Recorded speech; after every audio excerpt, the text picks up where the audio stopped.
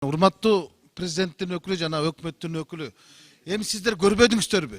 20дан ашык депутат сүйлөдү, бир дагы депутат жартылай колдогон жок.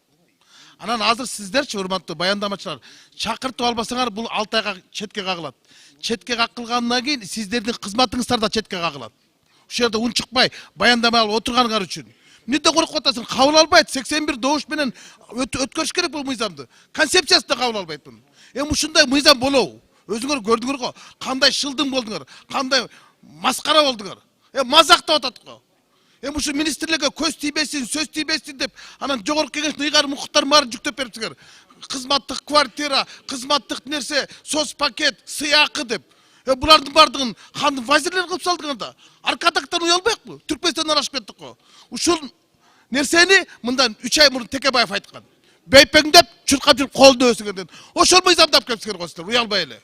Уят да, тарых алдында, Кыргыздын элинин алдында. Ушул аким министрлердин бардыгын эми эл багыш керек экен.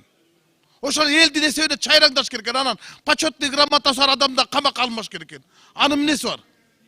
Болбойт да бул. Чакыртып алыңыздар. Болбосо четке кагылып кетет. Мен сунуш киргизем. Башкача сунуш кирип, жанагы 3 мыйзамды Кенжебек Саттыкулович айткан. Кайра иштеп келүү үчүн комитетке жиберүү боюнча сунуш коем. Ушу сунушту добуш коюп бериңиз. Рахмат.